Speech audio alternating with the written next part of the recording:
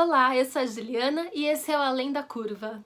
Hoje a gente vai conversar um pouquinho sobre o filme e livro e filme, porque o livro veio antes, Por Lugares Incríveis, da Jennifer Niven. Niven. Não sei como expressa o sobrenome dela, mas é ela mesma, entendeu? Esse livro aqui, ó. Depois eu mostro mais de pertinho pra vocês. Eu li o livro e amei demais, porque é um assunto que fala muito com a minha realidade, né? E assim que eu terminei de ler o livro, a Netflix disse que ia lançar o filme. E eu fiquei mais contente ainda, porque eu queria muito que mais pessoas vissem, mais pessoas entendessem o tema. Só que quando a Netflix lançou o filme, claro, né, toda adaptação de um livro não consegue captar tudo que o livro, né, toda a essência de um livro. É muito impossível isso, então a gente sempre acaba, né, principalmente quem lê o livro, se frustrando muito. Eu gostei do filme, não achei que ele foi, nossa, horrível. Eu acho que eu gostei muito, talvez por eu já ter lido, né, então eu já tinha noção dos pensamentos dos personagens, que no livro fica muito mais fácil de mostrar do que no filme. E talvez por isso eu não tenha me incomodado tanto com algumas coisas como outras pessoas que só assistiram o filme se incomodaram.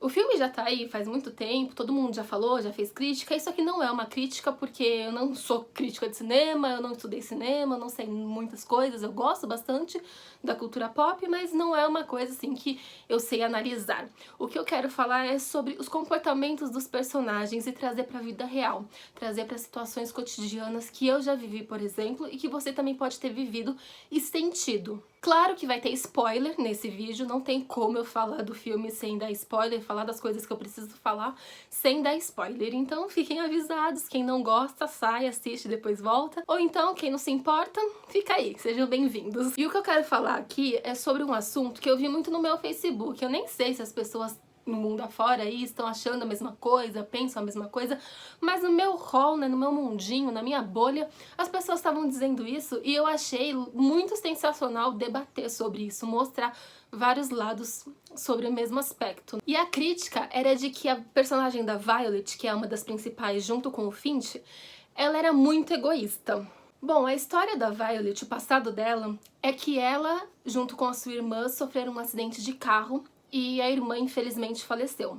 Isso gerou muitos traumas para Violet, muitas dificuldades sociais e levou até o começo do filme, que é quando a Violet está em cima de uma ponte, olhando para baixo, pensando em se jogar dela. E é nesse momento que ela conhece o Finch, que é um rapaz super positivo, que enxerga nessa menina todas as cores em uma. E quando o professor de geografia da escola deles fala que eles precisam fazer um trabalho em dupla por lugares incríveis da cidade deles, explorando esses lugares, o Finch vê uma oportunidade de se aproximar da Violet.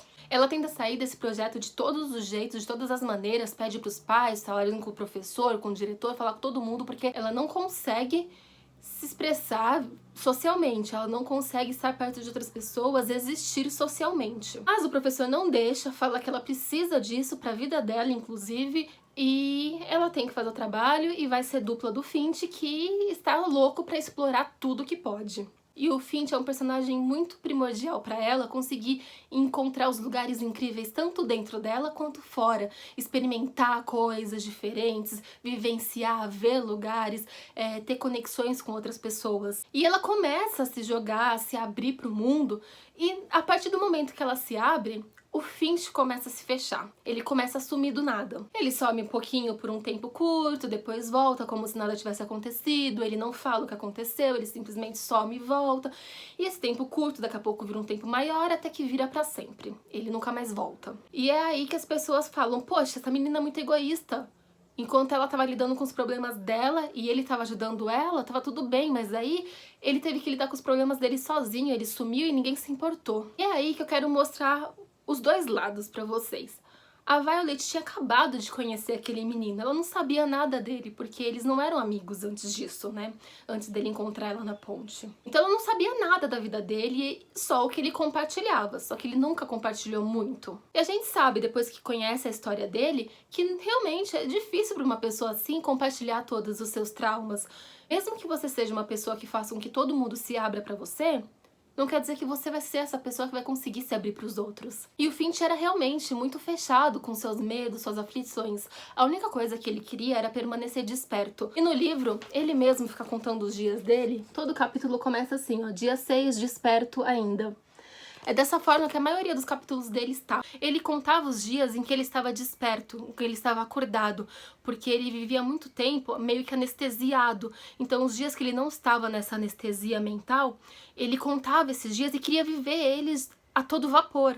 E nos livros, principalmente, mostra muito como a presença da Violet ajudava ele a ficar desperto, ajudava ele a se manter acordado. E muito provavelmente, por estar com alguém que o fazia ficar acordado, enxergar a vida, querer viver, ele não queria mergulhar nas coisas que o faziam voltar para um espaço dentro dele, para um tempo dentro dele, que é como se ele permanecesse anestesiado, dormindo. E estar com a Violet quase fez ele não se matar. Quase. Porque não era sobre ela, era sobre ele. Mesmo ele estando em um dos melhores momentos da sua vida, não foi o suficiente. Ele se manteve desperto o máximo que ele pôde. E aproveitou e tentou tirar o máximo que ele conseguiu de tudo que ele viveu. Mas se você é uma pessoa suicida, que tem transtornos, depressão, crises de ansiedade, de pânico, ou qualquer outra coisa que aumente a sua vontade de pensar em suicídio, você sabe o quanto é difícil você estar vivendo o seu melhor dia, você ser amado pelas pessoas que você ama, e mesmo assim, você não conseguir parar de pensar em suicídio. E você vai se culpar ainda mais por isso. Poxa, eu tô vivendo algo incrível, eu tô com pessoas incríveis, finalmente quem eu amo tá me amando, eu estou conhecendo lugares incríveis, eu estou no meu melhor dia, e o meu melhor dia não está sendo suficiente. Você se culpa e essa culpa corrói tanto dentro de você que ao invés da vontade de se matar diminuir, ela aumenta. Mesmo na melhor fase da sua vida, você não consegue deixar esse pensamento de lado. E como é difícil falar pra alguém sobre isso. Porque as pessoas vão falar, poxa, mas você tá bem, você tá vivendo a melhor fase da sua vida. As pessoas não... É muito difícil conseguir colocar na cabeça de uma pessoa que mesmo com tantas coisas incríveis acontecendo na sua vida, com você no melhor momento, isso não passa. E as pessoas não entendem isso também. Elas ficam perguntando pra gente, mas nada é o suficiente? E a gente não consegue responder, porque a gente não sabe o que é o suficiente. Claro que também as pessoas que querem se matar, elas também dão pistas.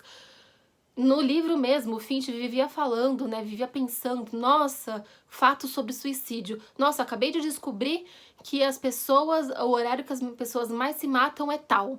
Ele sempre pensava coisas e buscava entender e compartilhar e buscar, pesquisar fatos sobre suicídio.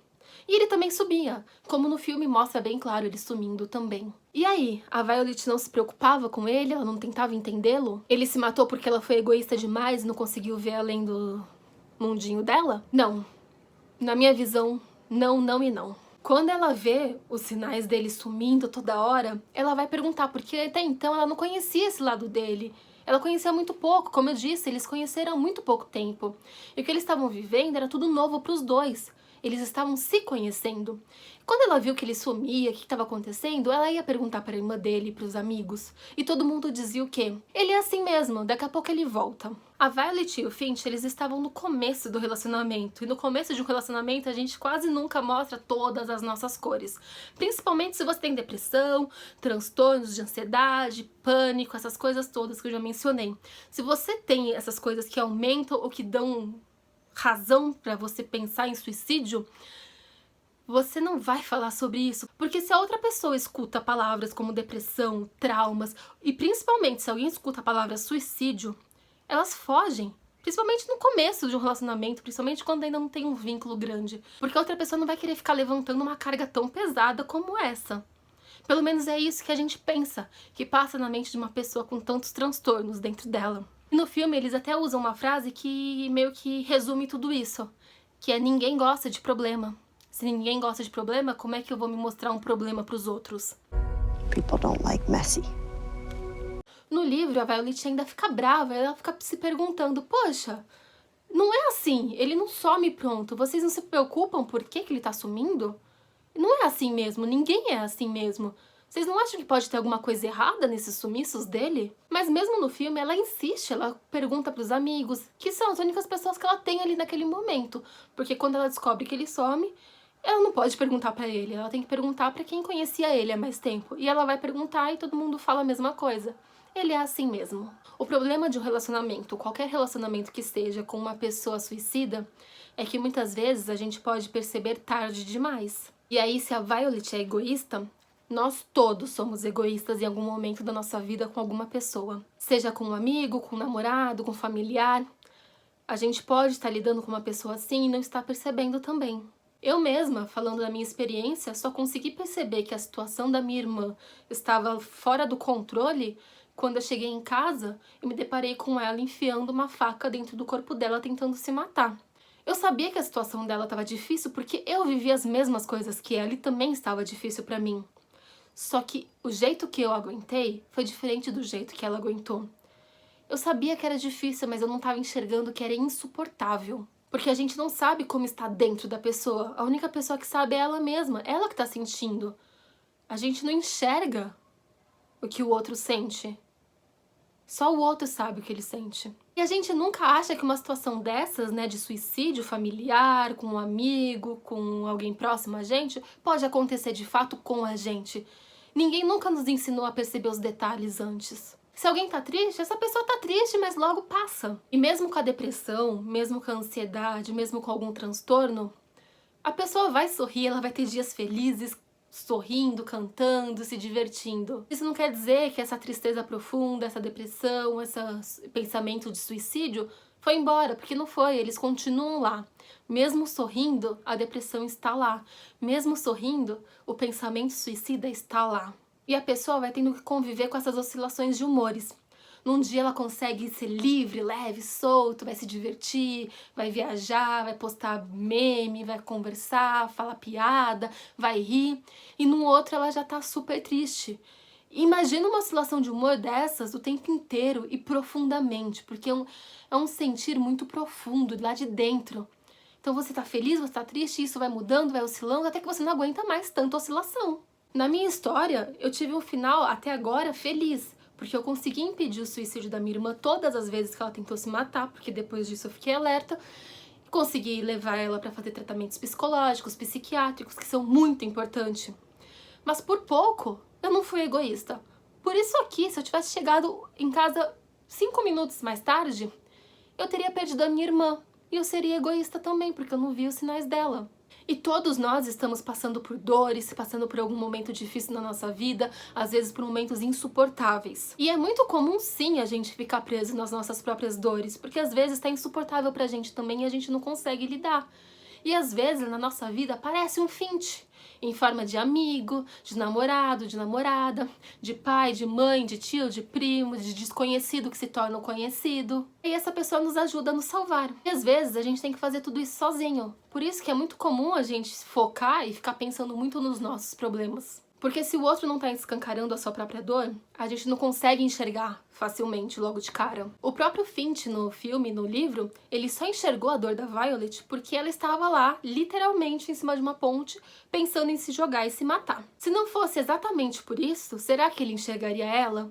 Será que qualquer pessoa enxergaria a dor da Violet? Muito provavelmente, se não fosse por esse momento, a Violet teria se jogado da ponte e alguma outra pessoa seria egoísta por não enxergar a dor dela. É muito importante que a gente tente dizer sobre as nossas dores para os outros, porque não dá pra gente enxergar tudo de todos, principalmente com tantos véus que a gente coloca, com tantas máscaras que a sociedade vai colocando e até mesmo se perde, né? A gente mesmo acaba se perdendo um pouco sem saber quem a gente é, o que a gente tá sentindo, com várias máscaras que foram postas, que a gente colocou e que os outros colocaram pra gente. Mas já antecipando que é muito difícil da gente conseguir falar de algumas dores nossas, mostrar as nossas cores verdadeiras, a gente também tem que saber enxergar o outro. Porque os sinais estão sim por toda parte. Só que muitas atitudes são banalizadas, como por exemplo a pessoa sumir.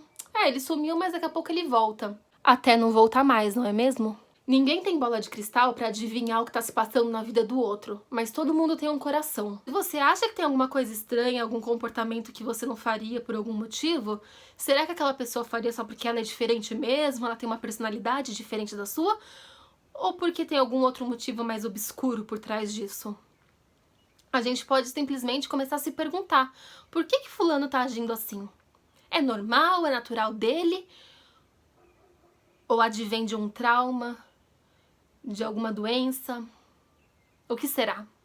Infelizmente, o suicídio está mais próximo e é mais real do que a gente imagina. Pessoas com esse tipo de pensamento são uma parcela bem grande da nossa sociedade. Existem muitas vidas por um fio e a gente nem imagina. A vida de ninguém nos pertence. A gente pode fazer tudo o que estiver ao nosso alcance, mas a gente nunca vai entender como é estar na pele do outro. Para quem fica, entender o suicídio é algo insano. Eu não fui o suficiente?